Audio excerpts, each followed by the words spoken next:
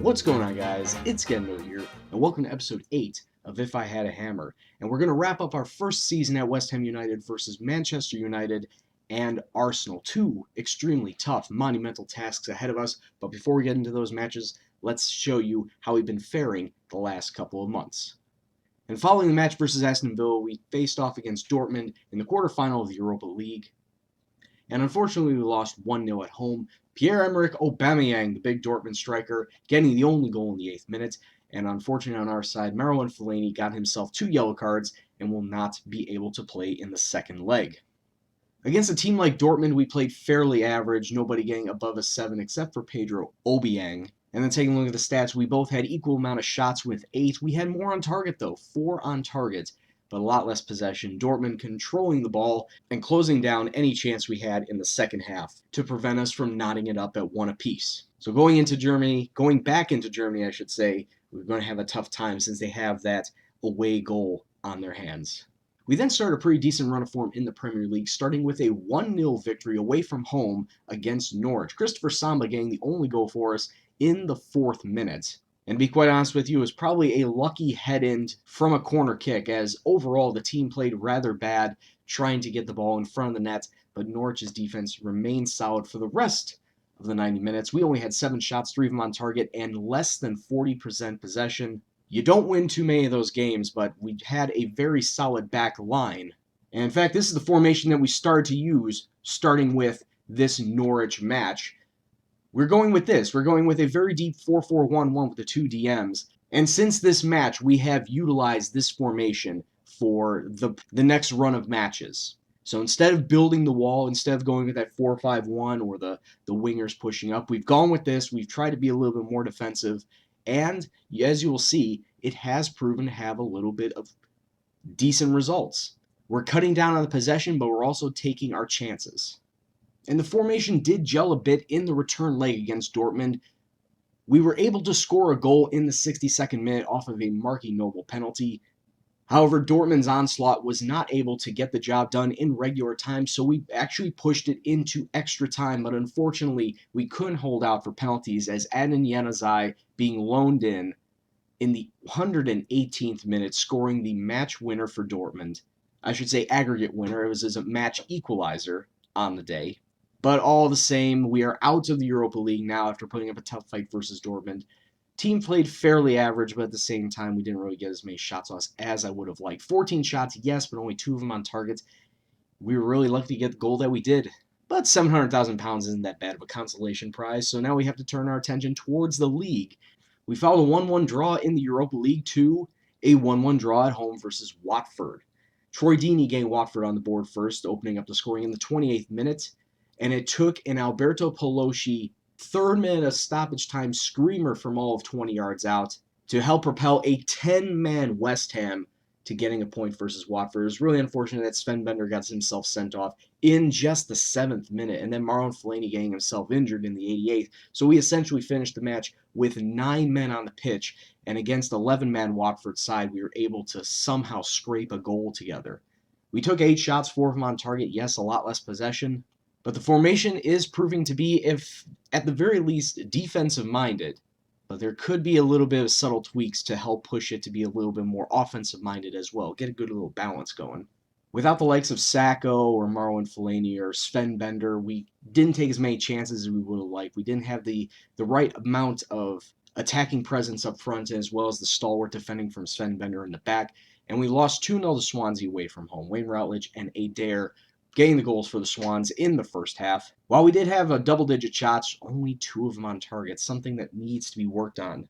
And when you have a striker that only goes 6'5", with only a couple shots and none of them on target, and a back line which, at worst, Kalashniak getting himself a 5'9", it's not a good day, and you're not going to win most of those matches. You may get lucky to draw some of them, as you saw versus Watford, but you're not going to win many of them.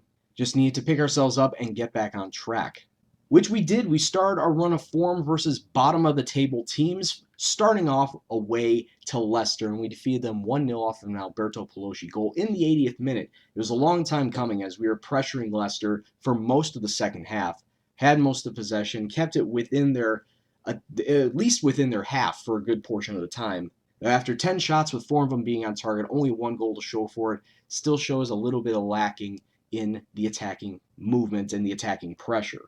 Overall, not a bad day from anybody, so take the 3 points however you can. We then came back home and had to come from behind to take a 2-1 victory over Newcastle. Mbemba getting Newcastle on the board first in the 19th minute, and then Pelosi and Marky Noble in the second half leading the charge, putting the Hammers up and putting them up for good. 7 shots, 5 on target, less possession than Newcastle, but possession is almost always a negative stat, or so I'm told. Players need to look out for Kalashniak still not gelling in with the side. This is one of the many games that he's had less than a 6.5 rating, and may tip my hand if I need to pick up a left back over the summer. But for the rest of the side, very decent. Can't really fault their performance, or at least controlling the middle of the park with those 2 defensive mids holding it down in Ayer and Noble. The wingers on the day, Zivkovic and Moses, really need to push more forward, at least get into the attack to help out Dimitri Payet in the center.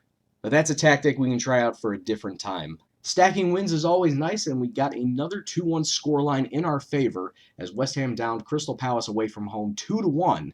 And once again, it was another come-from-behind victory as Yannick Bolasie got the scoring off first for Crystal Palace in the 7th minute. Dimitri Payet scoring in 4 minutes later. Finally, the match winner coming from Victor Moses in the 72nd minute. And those 2 goals were the only 2 shots on target for the entire team. Hardly a clinical effort as we took 9 shots total. Crystal Palace 11 and 4. This battle was kind of average. It was between 2 average teams, not anybody standing out on either side. Probably could have ended up in a draw on any other day, but fortunately, I will take 3 points and help push us up the table. 4 wins, 2 draws, and 2 losses in all competitions. Most of those wins coming in the Premier League. In fact, all those wins coming in the Premier League, and that sees us move up into 9th place, middle of the table, as I would have liked to have had it from the very beginning. But like I said, last 2 matches of Manchester United and Arsenal, we don't know if we're going to be staying at 50 points to end the season, or could we eke out 1 more.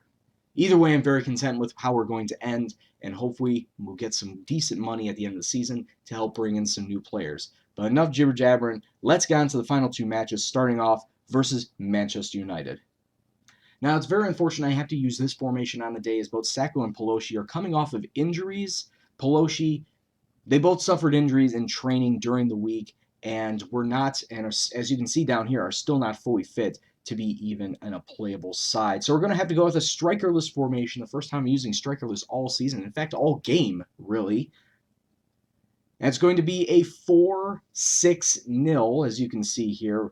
We're going to have Adrian and Nat, Jenkinson, Samba, Ogbonna, and Cresswell along the back line, Sven Bender the defensive mid, Noble and Obiang the 2 center mids, and the 3 sitting in the attacking mid spot, Victor Moses, Marouane Fellaini, and Andrei Zivkovic. Not having strikers is definitely going to cut down our attacking prowess, but can we be stalwart at the back? Can we be solid defensively to prevent Manchester United from getting any goals? Only one way to find out. Let's kick off, see what happens. Corner kick for us, 2 minutes from time, going near post and Ogbonna flicking it just wide of that right side post. And it looks like we're going to be coming up to halftime 0-0, which is better than I expected. And we've had some shots on net. Only 1, though. 5 shots in total. Manchester United 7 and 3. But overall, not that bad. I'd take a 0-0 draw at this point in time, but we just need to keep it out there. Keep going out there, and maybe we can come away with a point.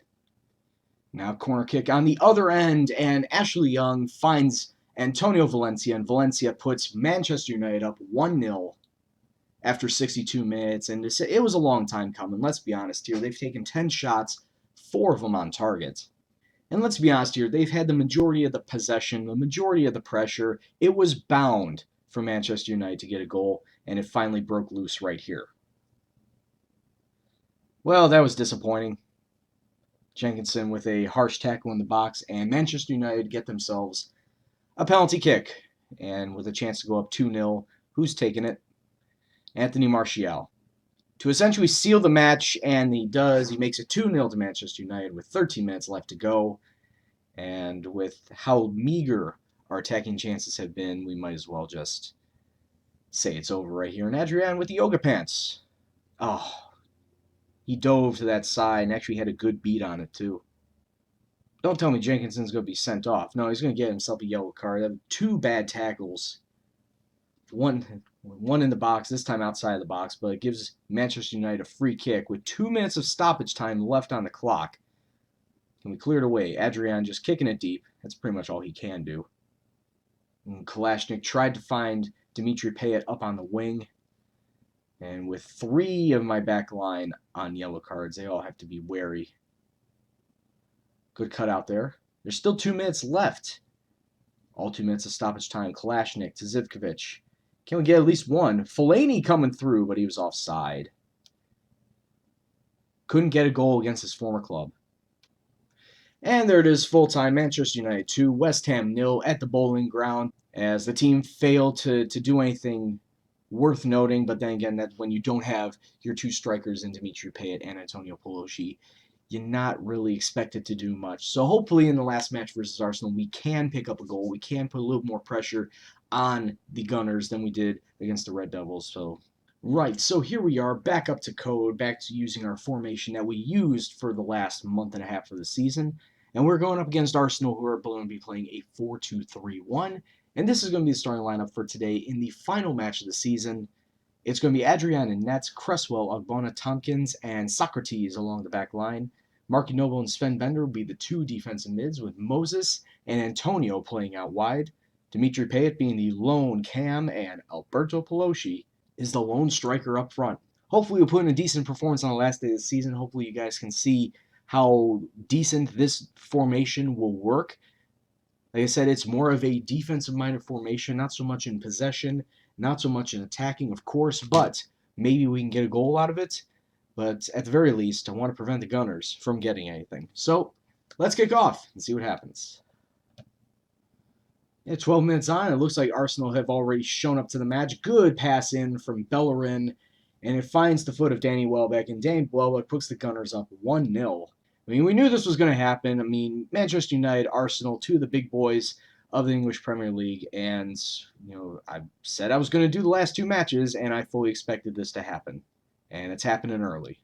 Another decent attacking chance for Arsenal here. They're just continuing. Oh my God, and Bellerin getting himself a goal now. It's 2-0 to Arsenal after several failed clearances in the box, letting the Gunners score on that. So through 25 minutes, we've allowed them only 4 shots. However, 3 of them have been on target and 2 of them for goals. And Adrian, we really need to parry that a lot better. He kind of just parried that into his own net.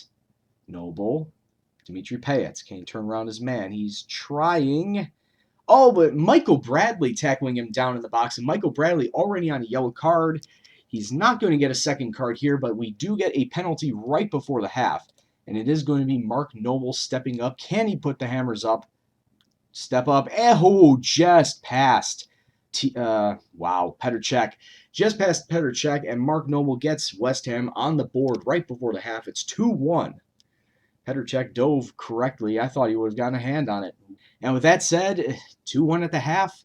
It looks like things are going our way, at least for the last 5 minutes, but there's still a whole another 45 we need to play.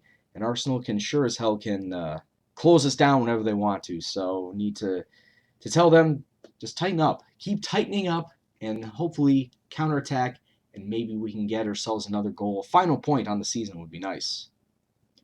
Some good passing leading to Alvaro Morata, and Alvaro Morata just 4 minutes into the half, getting the Gunners back to that 2-goal lead. It's 3-1. And I tell these guys, maybe get some counterattack going, but Arsenal just too quick, too powerful, too strong. Socrates, throw in. I thought we could have had something there. Mesut Ozil, cut out by Sven Bender. Keep it in their half. Get it inside. Pay it. Turn around your man, please. Moses to Pelosi. Some decent passing getting strung together. Pay it. Gets it back. He's going to take a shot. He does take a shot, but it was well outside. Petr Cech making a little bit of a save there. Arsenal still coming forth with their attacks. They're using that wide play to their advantage. Ball in from Bellerin once again, and it finds Danny Welbeck. His second goal of the season, which I find very hard to believe. Must not have played him all that much. Must have been injured, as he apparently has a knock in this match too. But once again, it's another good ball in from Hector Bellerin, which finds Danny Welbeck, and Arsenal are just cruising. Corner kick, Mesut Ozil going far post, tried to find Permerta. What? Okay, good clearance away. Got pinballed around in the box. Finally cleared out. Pelosi out midfield. Oh, over the top. Payet taken off by Mertesacker. Coming the other way. Ball over top to Giroud, and Giroud makes it 5 to Arsenal. And the piling on just continues. There isn't anything I can do. 4 minutes from time, and Arsenal coming once again on another attack. They are just unrelenting. Good save from Adrian there from a shot from Welbeck. 15 shots for them, only 9 for us. Unfortunately, only 1 minute of stoppage time on the clock, cutting out the misery. And ref should be blowing his whistle anytime. There it is. Gunners 5, Hammers 1. And once again, it's another winless episode. But once again, But as I said, it was versus Manchester United and Arsenal, so I didn't expect a win. A draw from either one of those matches would have been the best, but to get demolished and destroyed 5-1, not really what I had in mind. So once again, a tactic that I feel had a good solid promise just gets blown up in my face. And it looks like after all that, West Ham are going to finish in 12th place. Media predicted us to finish in 11th, so we were right around there. Board, definitely not going to be happy because I said we would try and push up into Europa League spots, so 7th place. Fell well short of that as we had 50 points. Stoke might possibly still get a Europa League spot. They're at 56, so if we could have picked up 2 extra wins somewhere along the way, we probably could have been challenging for Europa League. And as you can see, top 4 are going to finish Chelsea, Tottenham, Arsenal, and Liverpool, with both Manchester teams 5th and 6th. And relegation, Leicester beats Sunderland in the relegation rally, and they get themselves sent down. So I'm definitely going to be trying to poach their squad for maybe Jamie Vardy, maybe Raheem Mahrez. I don't know. We'll see, especially since on that right side, Victor Moses is going to be leaving. He's going to be going back to Chelsea. His loan spell is going to be over. Carl Jenkinson, our right back, is going to be gone. His loan spell is just about over. And let's take a look at the final stats for the squad. Goals, it shouldn't be no surprise who's going to be our top goal scorer. Dimitri Payet beating out Alberto Pelosi. 23 goals for Payet, 22 for Pelosi. Victor Moses and Diafra Sakho both tied for 16, and they're the only 4 in double digits. The next closest were Marky Noble and Michael Antonio, 6 apiece. Most assists, Dimitri Payet with 20, Marky Noble with 10, and then the next closest, Pelosi with 9, and Michael Antonio with 8. But Dimitri Payet playing both the wing roles as well as the center attacking mid. He was going to be in on most goals anytime we try and score. He was not assisting, of course, scoring. And with him having 23 goals and 20 assists, you'd expect him to have the highest average rating, which he does for the squad, 7.69. The next closest, Mark Noble with a 7.37, Victor Moses with a 7.30. Now, for all the goals that Payet has scored and assisted on and his average rating, let's take a look at how he would have fared in the Premier League overall. So just taking a look at overall goals scored, Dimitri Payet is not on the top 7, or actually the top 8 list in the Premier League. And now that I think about it, I believe 5 or 6 of his goals came in the Europa League. So yeah, they wouldn't have counted for the Premier League. And just looking up and down the list, I don't see a single West Ham player except for when you get to red cards. And Czech Kyoto, who we got rid of in the January transfer window, had 2. He was tied for the most red cards by a player in the Premier League this season. So I think it was for the best that we got rid of him. And actually, Marwan Fellaini was right behind him. He was starting to rack up cards left and right if he wasn't getting injured. So at the end of the day, we get £9.5 million for finishing in 12th place. Hopefully that will be turned around and used in our transfer budget, because there are going to be a lot of good buys. Of course, Victor Moses and Carl Jenkinson, because their loans are ending, but I do have a few players in mind that I'm going to be getting rid of straight up. And in the year of goodbyes, we're also going to be saying goodbye to the Bowling Ground, since this is the final year that we're going to be playing at Upton Park. Next season, we're going into the Olympic Stadium. Higher capacity, hopefully that means higher gate receipts, more money that can be brought into the squad that can be used for wages and transfers and whatnot. But we'll worry about that in the next season. So when we come back, obviously big transfer roundup as well as the first match to the Barclays Premier League season. So until that time, I'd like to thank you all very much for watching. If you liked what you saw, please hit the like button, subscribe if you're new, and you want to see more FM content. Any comments, suggestions, questions, anything else, please leave in the comment box below. But as always, this is Gendo, and I'll see you in the next video. Take care, and peace out.